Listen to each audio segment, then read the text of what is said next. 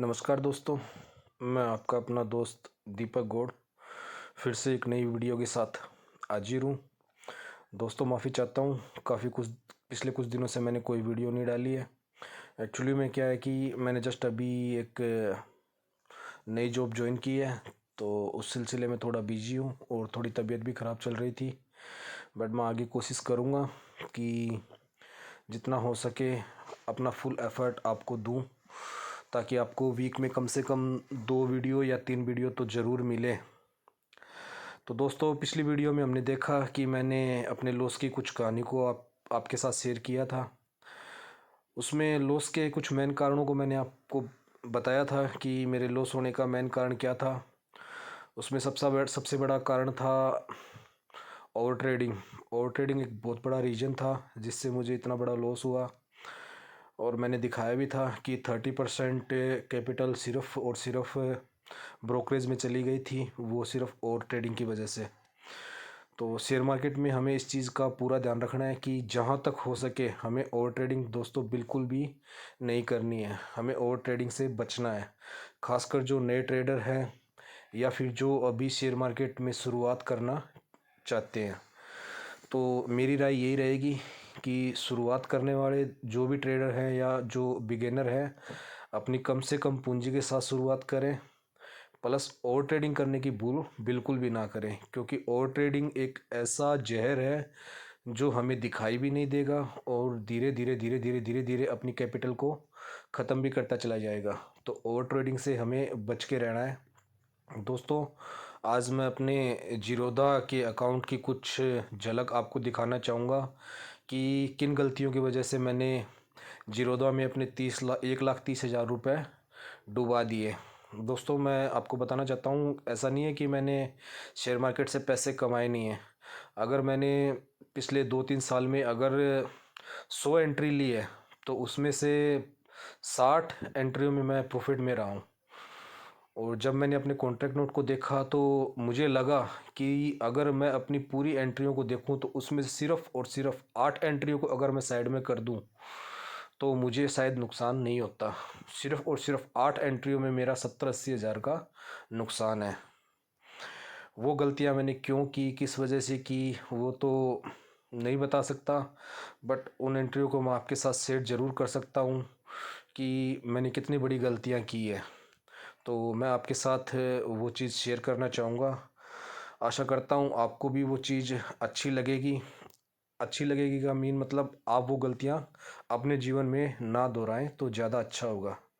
दोस्तों share market जितना अच्छा, जितना सुंदर दिखता है उतना है नहीं है।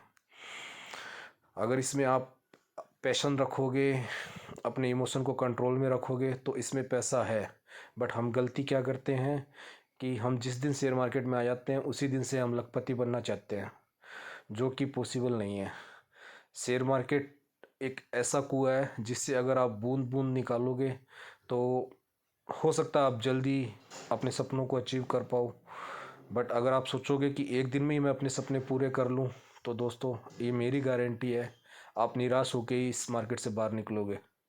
तो दोस्तों मेरी गलतियों से आपको कुछ सीखना है और आपको वो गलती नहीं दोहरानी है। चलो चलते हैं हम अपने जीरोधा अकाउंट में और मैं दिखाता हूँ कि मैंने कौन कौन सी बड़ी गलतियाँ की है। और मुझे पूरा विश्वास है मेरी गलतियों को जब आप देखोगे तो आपको भी हंसी आएगी, यार कैसा बंदा है, ऐसी गलती तो अंधा इंसान भी ना करे। बट मैंने की है दोस्तों और मुझे पछतावा भी है, और मैं भी यही चाहूँगा कि दोबारा मैं ये गलतियाँ ना दोहराऊँ। चलो दोस्तों मिलकर हम अपनी उन गलतियों को देखते हैं कि मैंने क्या क्या गलतियाँ की है। दोस्तों ये मेरा एम स्टॉक का अकाउंट है। अभी ये ओपन नहीं हो रखा क्योंकि मैंने फ़ोन को फ्लाइट मोड पे कर रखा है।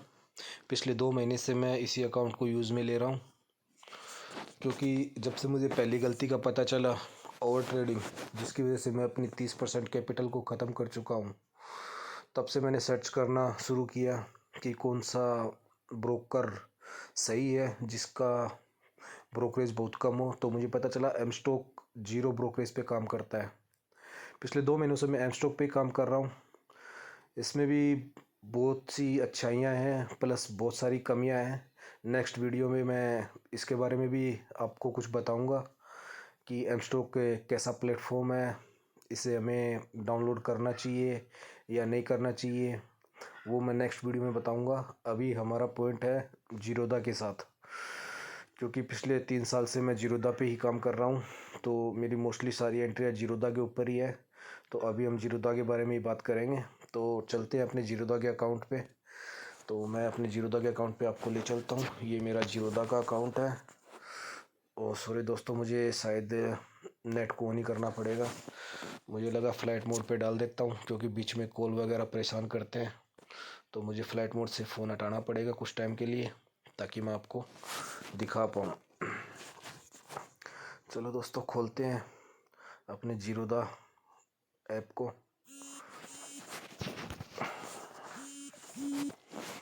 देखो दोस्तों, ऑन करने के साथ ही मिस कॉल के मैसेज आने शुरू हो गए हैं। ये दोस्तों मेरा जीरोधा का अकाउंट है। पिछले कुछ महीनों से, मतलब 1-1.5-2 महीनों से मैं इसमें कोई भी ट्रेडिंग नहीं कर रहा हूँ। तो चलो चलते हैं अपने P&L के ऊपर। मैं अपना P&L दिखाता हूँ आपको। दोस्तों एक बात और बताना चाहता हूँ, मुझे पता है कि मैं इक्विटी सेगमेंट में ठीक कर लेता हूँ, उसके बावजूद भी मुझे ऑप्शन में जाने की चुल मची हुई थी। मैंने इक्विटी सेगमेंट को छोड़ के ऑप्शन में गया और उसका मुझे खामियाजा भुगतना पड़ा। सबसे पहले मैं अगर आपको दिखाऊं तो मैं थोड़ा थोड़ा करके इक्विटी में अच्छा कमा रहा था, बट मेरे को तो जल्दी करोड़पति बनना था। अब जिनको जल्दी करोड़पति बनना होता है दोस्तों, आपको पता ही है, वो फिर कुछ ज़्यादा ही जल्दी करोड़पति बन जाते हैं। वही गलती मैंने दोहराई। मैंने इक्विटी को मार्केट को छोड़ के उसमें जाने की कोशिश की। डेट, कोई भी डेट ले लेते हैं, कहीं से भी ले लेते हैं, मुझे सिर्फ आपको दिखाना है। ये देखिए दोस्तों, इक्विटी मार्केट में मैंने पैसा कमाया है। बहुत कम ट्रेड ऐसी होती थी इक्विटी की जिसमें मैं लॉस लेता था। मोस्ट ऑफ द टाइम मैं प्रॉफिट में ही बाहर निकलता था, बट पता नहीं क्यों मुझे ऑप्शन चेन अच्छी लगी, ऑप्शन के चार्ट अच्छे लगे, तो मैं ऑप्शन में चला गया। मैंने इक्विटी मार्केट को छोड़ दिया और वही मेरी सबसे बड़ी गलती थी। बट कोई नहीं दोस्तों, होता है लाइफ में, ये दौर आते जाते रहते हैं, इन दौर से हमें घबराना नहीं है। अब हम चलते हैं दोस्तों अपने फ्यूचर एंड ऑप्शन सेगमेंट में चलते हैं दोस्तों। मैं आपको दिखाता हूँ, मार्च से दिखा देता हूँ। मार्च से 1 मार्च से आज 11 तारीख हो गई है, यहाँ तक चूज कर लेते हैं। ये देखिए दोस्तों, 1,28,000 में से 23,000 मात्र और मात्र ब्रोकरेज में। कितना बड़ा बेवकूफ़ इंसान हूँ मैं, जो अपनी कैपिटल का 25 to 30% सिर्फ और सिर्फ ब्रोकरेज में ख़राब कर रहा हूँ। दोस्तों अभी मैं आपको एंट्री भी दिखाना चाहूँगा। जब आप एंट्री देखोगे तो आप और भी ज़्यादा हैरान हो जाओगे। देखते हैं, जैसे मैंने इसमें प्रॉफिट भी किया है। अशोक लीलैंड में 3,000 का प्रॉफिट है, एशियन पेंट में 1,700 का प्रॉफिट है, बैंक निफ्टी में 800, बैंक निफ्टी में 1,400, बैंक निफ्टी में 250। ये देखिए दोस्तों, ये मेरी पहली गलती, शायद आप समझ पाओ।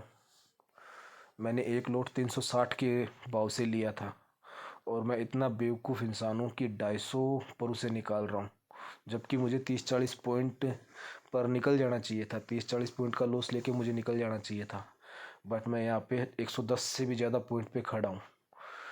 मेन रीज़न स्टॉप लॉस ना लगाना, ये एक बहुत बड़ी गलती है दोस्तों। हमें जब भी बैंक निफ्टी में काम करना है या निफ्टी में काम करना है तो स्टॉप लॉस लगा के काम करना है दोस्तों। बिना स्टॉप लॉस के हमें कोई भी एंट्री नहीं लेनी है। एंट्री लेने के साथ ही हमें, मैं तो ये कहूँगा कि एंट्री के साथ साथ ही स्टॉप लॉस लगा के काम करना है। वेट भी नहीं करना कि हमें बाद में स्टॉप लॉस लगा लेंगे। ये देखिए दोस्तों, मेरी दूसरी गलती मैं आपको दिखाना चाहूँगा। 75 क्वांटिटी 125 में 25 क्वांटिटी ले रहा हूँ, 125 में फिर 25 क्वांटिटी ले रहा हूँ, 125 से भाव 80 आ चुका है, उसके बावजूद भी मैं एवरेज कर रहा हूँ, जो कि मेरी बहुत बड़ी गलती है दोस्तों। आपको कभी भी अपने लॉस में एवरेज कभी भी नहीं करना है दोस्तों। प्रॉफिट में आप एवरेज कर सकते हो, बट लॉस में एवरेज कभी भी मत करिए दोस्तों।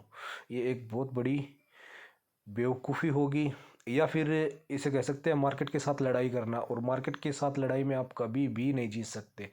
जब अगर कोई चीज़ 125 से 80 पर आ चुकी है, तो क्या वो और ऊपर जाएगी? मुझे नहीं लगता। हो सकता है 100 में से एक दो बार हो भी जाए, बट 90 से 95 बार वो नीचे ही जाएगा। और मेरी यहाँ मार्केट के साथ लड़ाई, नतीजा 27 रुपये पे जाके मुझे समझ में आया कि मुझे अब इस ट्रेड से निकलना चाहिए। ये चीज़ मैं 80 पे भी कर सकता था, बट 27 पे जाके मैंने हार मानी है। मार्केट के सामने मैंने घुटने टेक दिए, जो कि मुझे 80 के भाव पे ही टेक देने चाहिए थे। वो मेरी गलती थी, इसका खामियाजा मुझे भुगतना पड़ा। इसके बाद मैं आपको और अपनी गलतियां दिखाता हूँ दोस्तों, ताकि आपको समझ में आए, ताकि आप ऐसी गलती वो ना दोहराएं। दूसरी सबसे बड़ी गलती दोस्तों, आप काउंट करते रहना दोस्तों। 6,000 रुपये का लॉस वहाँ पे है, 23,000 रुपये का लॉस इस एंट्री में। ये देखिए दोस्तों, 185 के भाव पे ले रहा हूँ, फिर 185 के भाव पे एवरेज कर रहा हूँ, यहाँ तक ठीक है। फिर 185 के भाव पे एवरेज कर रहा हूँ, 185 के भाव, 185 का भाव 155 पे आ गया है, वहाँ भी मैं एवरेज कर रहा हूँ, मतलब लॉस के अंदर एवरेज कर रहा हूँ, मार्केट के साथ सीधी लड़ाई ले रहा हूँ। 155 से 125 पे आ गया है, वहाँ पे भी मैं 50 क्वांटिटी और ऐड कर रहा हूँ। है कोई मुझसे बड़ा बेवकूफ़? नहीं है दोस्तों। और लास्ट में मैंने हार कब मानी? जब भाव 101 रुपये पे आ गया। दोस्तों अगर यही गलती मैं अगर 185 185 के ऊपर एक्सेप्ट कर लेता, तो शायद मुझे इतना बड़ा लॉस नहीं होता। सॉरी, 185 नहीं, 155 के ऊपर अगर मैं अपनी गलती को मान लेता कि हाँ मैंने गलत एंट्री ले ली है, और मैं उस एंट्री से बाहर निकल जाता, तो शायद मुझे इतना बड़ा लॉस नहीं होता। बट मार्केट के साथ लड़ाई लड़नी है अपने को तो, और मार्केट के साथ जब अगर आप लड़ाई लड़ोगे, तो दोस्तों खामियाजा आपको ऐसे ही भुगतना पड़ेगा। इसमें मार्केट की कोई गलती नहीं है, हमें अपना रूल बनाना होगा, अपने रूल पे खड़ा रहना होगा। जब भी सिस्टम अपने रूल के खिलाफ जाए, तो हमें वहाँ पे तुरंत हार मान के लॉस लेना ज़रूरी है दोस्तों। जब आप स्वीकार कर लोगे ना कि हाँ मैंने एंट्री गलत ले ली है, मुझे इससे निकलना चाहिए, तो आपको प्रॉफिट करने से कोई भी नहीं रोक सकता दोस्तों। बट अगर आप मार्केट से लड़ना शुरू कर दोगे, तो मार्केट आपको ना घर का छोड़ेगा ना घाट का छोड़ेगा। दोस्तों इस एंट्री में देखना चाहेंगे क्या है, 256 में अगर कोई चीज़ ले रहा हूँ, ये तो वैसे ही है ओवर ट्रेडिंग। इससे आप देख सकते हो ओवर ट्रेडिंग दोस्तों, ये एक ही प्राइस पे ओवर ट्रेडिंग, वो जो कि हमें नहीं करनी है। ठीक है दोस्तों, आगे चलता हूँ, आपको दिखाऊंगा दोस्तों ये बड़ी बड़ी गलतियाँ। 11,152 रुपये का लॉस दोस्तों। मुझसे बड़ा कोई बेवकूफ़ मिलेगा दोस्तों? 144 रुपये पे मैं एक लोट ले रहा हूँ, 132 पे मैं एक लोट और ऐड कर रहा हूँ, 113 रुपये के भाव पे फिर एक लोट ऐड कर रहा हूँ, और भाव 144 से 92 रुपये पर आ गया, वहाँ पे भी मैं एवरेज ही करते जा रहा हूँ। चलो कोई दिक्कत नहीं है, 92 तक भी मैं एवरेज कर रहा हूँ, बट मैं इंतज़ार किस चीज़ का कर रहा हूँ? 9 रुपये आ गए, और 9 रुपये पे आके मैं एग्जिट कर रहा हूँ। कोई चीज़ मैं 144 पे ख़रीद के 9 रुपये पे एग्जिट कर रहा हूँ। है कोई मुझसे बड़ा बेवकूफ़ इंसान? मुझे नहीं लगता। ये गलती आपको नहीं दोहरानी है। और ये गलतियाँ क्यों होती है दोस्तों? स्टॉप लॉस ना लगाने की वजह से।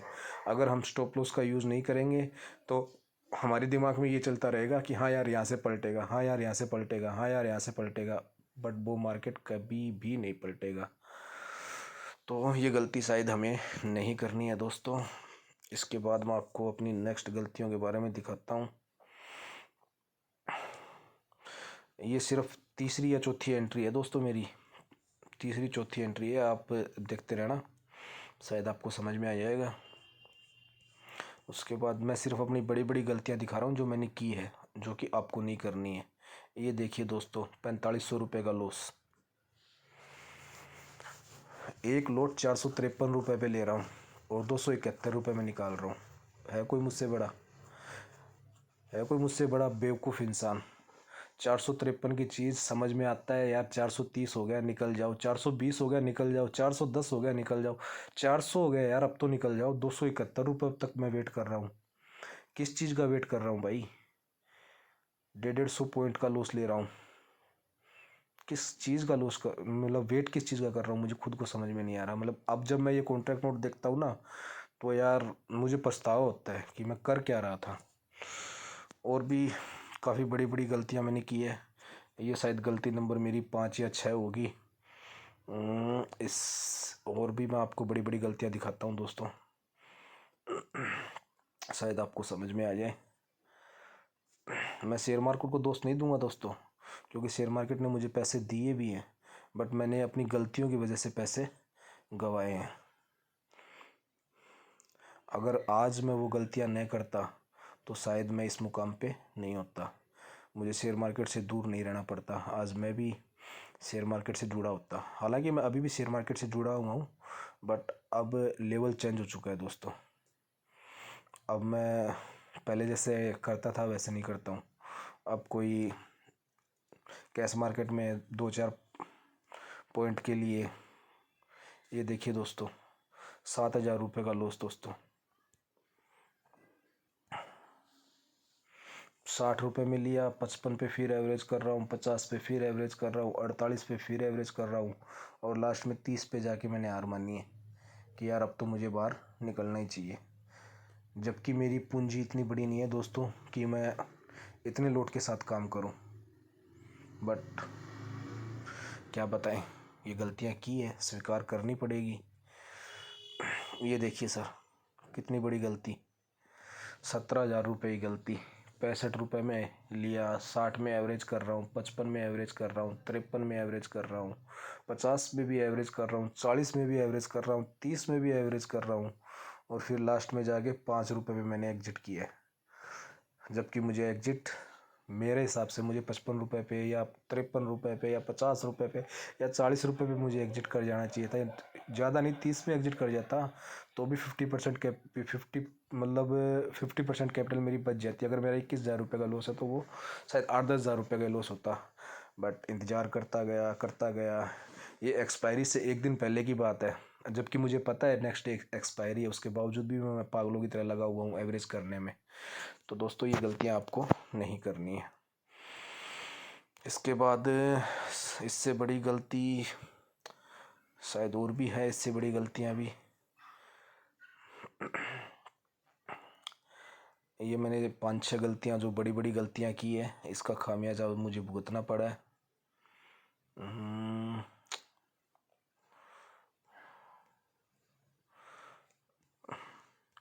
दोस्तों ये मैंने कुछ अपनी गलतियों को आपके सामने पेश किया है, तो ये गलतियां आपको नहीं दोहरानी है दोस्तों। ओवर ट्रेडिंग से हमको बचना है, ओवर ट्रेडिंग हमें नहीं करनी है, बिल्कुल भी नहीं करनी है।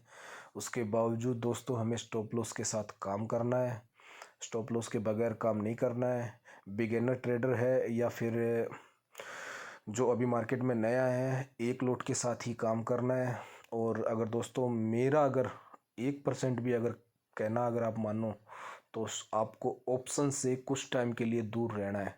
कैश मार्केट में आप ट्रेडिंग करो, कैश मार्केट में आपका प्रॉफिट मानता हूँ कुछ कम होगा, लॉस भी लेकिन कम ही होगा उसमें। आप मतलब जब एक बार आप प्राइस के ऊपर परफेक्ट हो गए ना, तो उसके बाद में आपको ज़्यादा दिक्कत नहीं आएगी ऑप्शन में काम करने पर। तो दोस्तों उम्मीद करता हूँ आपको कुछ सीखने को मिला होगा, और ये भी उम्मीद करता हूँ कि कम से कम आप वो गलतियाँ ना दोहराएं जो मैंने की है। इसी के साथ दोस्तों विदा लेना चाहूँगा, नेक्स्ट वीडियो मैं जल्दी लेके आऊँगा। और दोस्तों आपसे रिक्वेस्ट भी करना चाहूँगा, प्लीज़ मेरे चैनल को सब्सक्राइब कीजिए, और अगर मैंने कोई गलती की है या फिर कुछ आप सुधार चाहते हो तो वो मुझे बताएं, ताकि नेक्स्ट वीडियो में मैं वो गलती ना करूं। इसी के साथ धन्यवाद दोस्तों, जय हिंद, जय भारत।